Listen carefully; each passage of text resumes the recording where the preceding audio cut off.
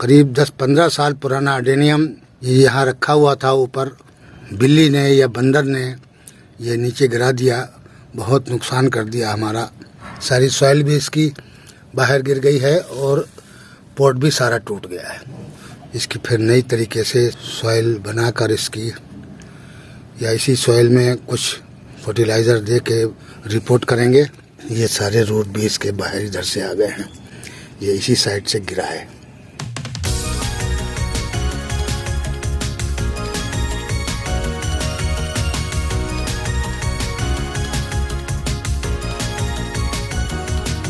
Hello guys everyone, कैसे हैं आप लोग?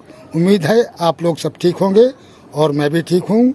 द मुगल्स हेवन के माध्यम से आप लोगों से बात कर रहा हूँ। आज का वीडियो बहुत अच्छा होने वाला है। ये देखिए साथियों, आज हमारा ये करीब 10-15 साल पुराना अडेनियम ये यहाँ रखा हुआ था ऊपर, और ये किसी बिल्ली ने या बंदर ने ये नीचे गिरा दिया, बहुत नुकसान कर दिया हमारा। पोर्ट भी सारा टूट गया, अडेनियम को भी काफ़ी नुकसान पहुँचा। सारी सॉइल भी इसकी बाहर गिर गई है और पोर्ट भी सारा टूट गया है। बहुत अच्छा पोर्ट था, ये काफ़ी मजबूत पोर्ट था, सीमेंट का बना हुआ था, सारा तोड़ दिया और ये अडेनियम बाहर आ गया है। अब इसके लिए हम दूसरा पोर्ट देखते हैं कहीं, इसकी फिर नई तरीके से सॉइल बनाकर इसकी या इसी सॉइल में कुछ फर्टिलाइज़र दे के उसको रिपोर्ट करेंगे।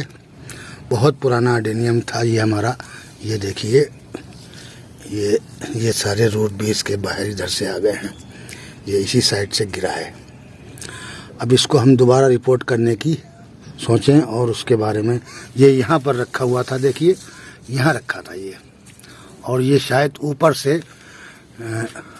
से कोई चीज़ कूदी है इस यहाँ से, और ये नीचे इसने अडेनियम हमारा गिरा। तो वैसे तो कोई बात नहीं है, दरअसल सर्दियाँ आ गई हैं और टेम्परेचर काफ़ी कम हो गया है, लगभग 30-32 डिग्री टेम्परेचर होगा।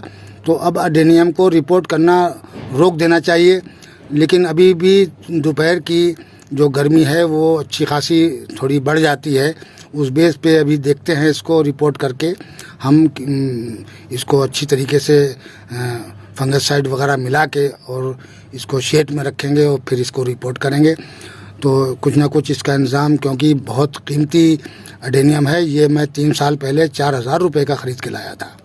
3 साल हो गए इसको मेरे पास, और ये काफ़ी पुराना था, बहुत ही अच्छा। और ये लगभग इसके अंदर ग्राफ्ट जो है वो 10 ग्राफ्ट हैं इसके अंदर, और ये मैंने एयर रेलिंग भी कर रखी है इसके अंदर। ये देखिए, ये एयर रेलिंग कर रखी है इसके एक रूट उसके ब्रांच के अंदर, और ये अभी इसमें रूट नहीं आए हैं, क्यों इसको लगभग बंधे हुए रेलिंग को 15-20 दिन हुए हैं, लेकिन 1 महीने के बाद इसके अंदर रूट आएंगे लगभग जाके। तो उससे पहले अब हमें इसको रिपोर्ट करना पड़ेगा। अभी हम इसको रिपोर्ट नहीं करते, ना ही इसको फरवरी में भी नहीं रिपोर्ट करते, क्योंकि अब हम अडेनियम को लगभग 2 साल में एक बार रिपोर्ट करेंगे, तब हमारे अडेनियम जो है वो अच्छे ग्रो करेंगे। हर साल अडेनियम को रिपोर्ट नहीं करना चाहिए, क्योंकि वो शॉर्ट में जाके और वो कमज़ोर रहता है, अच्छा नहीं हो पाता है। अगर 2 साल तक एक ही पोर्ट में लगा रहेगा तो फ्लावरिंग में ही अच्छा करता है और जल्दी मोटा हो जाता है, जल्दी बढ़ाव ले लेता है, ग्रोथ बहुत अच्छी लेता है अगर 2 साल में करेंगे। और हर साल करने में उसके कोडेज जो हैं वो शिलिंग हो जाते हैं, ये कोडेज शिलिंग हो जाते हैं, फिर वो कम से कम 1-2 महीने वो सही होने में ले लेता है। तो जब कोडेज शिलिंग हो जाता है तो 1 महीना तो कोडेज जगह पर आता है, फिर वो आगे ग्रोथ लेगा, तो इसलिए उसमें टाइम लगता है।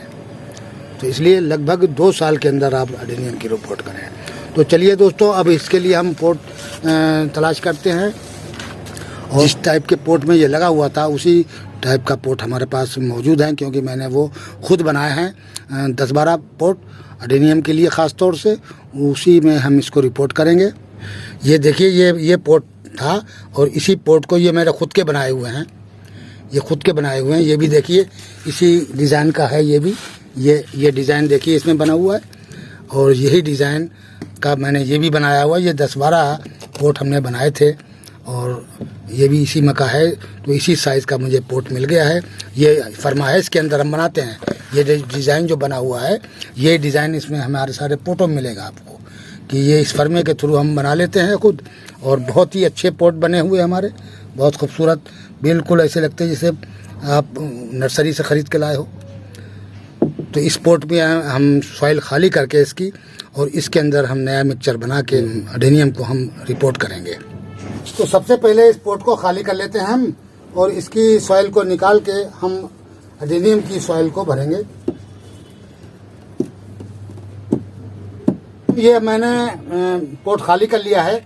अब इसको हम थोड़ी देर सूखने के लिए रख देते हैं, और जब तक हम अपनी सॉइल बना लेंगे।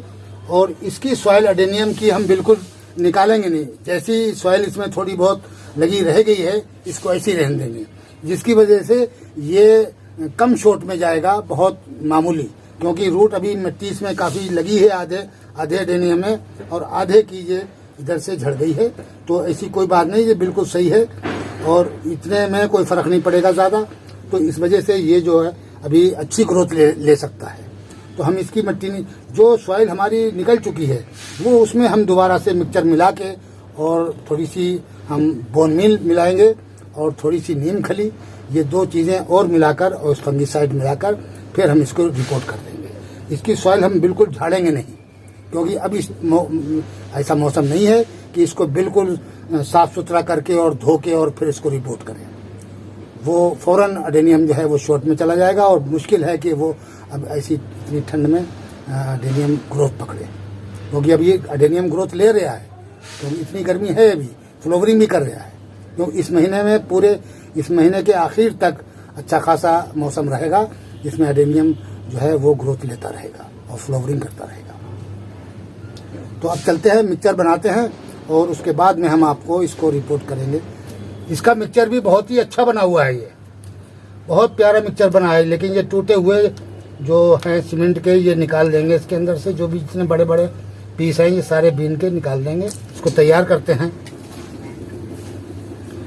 तो दोस्तों, ये देख रहे हैं आप, इसमें काउडन हम थोड़ा बहुत कम मिलाएंगे, बस इतना काउडन काफ़ी है, क्योंकि अब ज़्यादा एडेनियम को खाद की ज़रूरत नहीं है, इसलिए हम थोड़ा मिलाएंगे, बस इसको जानदार बनाना है थोड़ा। इसको ज़्यादा बस इतना डाल लीजिए आप, इतना बहुत है। ये बकरी की महंगी है और काफ़ी गली हुई है, तो नुकसान नहीं करेगी, इसमें फंगस नहीं लगता है, ये काफ़ी सड़ी हुई है। तो ये मिला लीजिए आप। और ये है दोस्तों नीम की खली। ये नीम की खली की तादाद कुछ ज़्यादा है, क्योंकि ये जो है एंटी फंगल होती है, और ये फंगस लगने से रोकेगी, और कीड़े मकोड़े चींटी वगैरह भी नहीं आती हैं इससे। तो और फर्टिलाइज़र का भी काम करती है। तो ये फ़ायदा, नीम की खली ज़्यादा एडेनियम की सॉइल में मिलाना चाहिए। तो ये इतनी हम नीम की खली मिला लेंगे।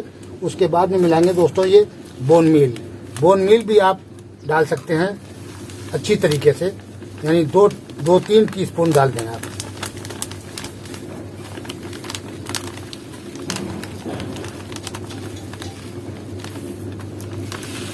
ये 2 टीस्पून होगा, ये इतनी हम बोन मील मिला देंगे इसमें।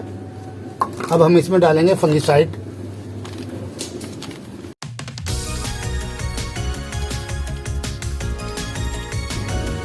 अच्छी मिकदार में फंगिसाइड मिला लें,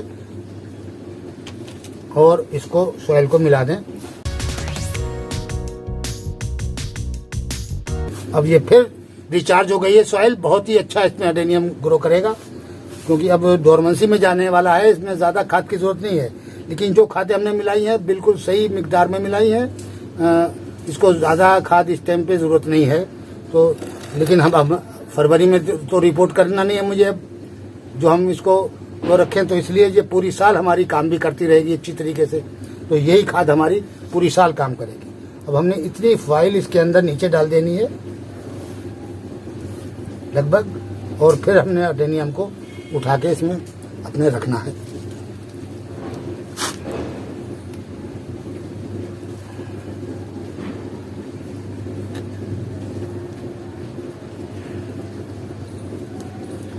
इसका सेंटर आप जरूर देख लें कि सेंटर में कम ज़्यादा किधर को नहीं होना चाहिए।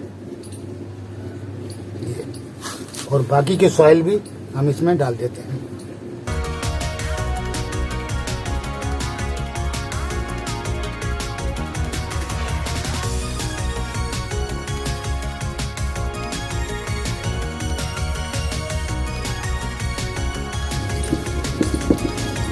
इस तरीके से सारे रूट के अंदर इसके सॉइल चली जानी चाहिए।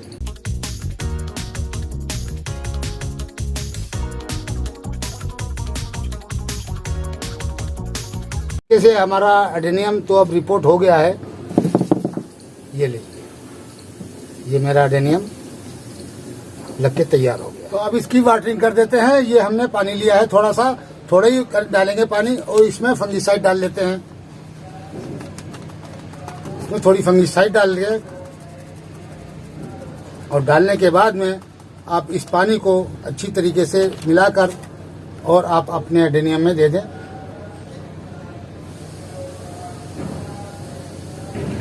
और थोड़ा थोड़ा डालना है, बस गीला हो जाए रूट तक। तो इस तरीके से दोस्तों अपने एडेनियम को रिपोर्ट करें और इसको अब हम 3-4 दिन के लिए शेड में रखेंगे। जब इसकी नई ग्रोथ निकलना शुरू हो जाएगी तब हम इसको निकाल कर धूप में रखेंगे। तो दोस्तों वीडियो कैसा लगा? आज के वीडियो में इतना ही। मिलते हैं अगले वीडियो में नए टॉपिक और नए कंटेंट के साथ। अगर हमारा वीडियो पसंद आए तो प्लीज़ लाइक कीजिए, शेयर कीजिए और सब्सक्राइब कीजिए। शुक्रिया, धन्यवाद।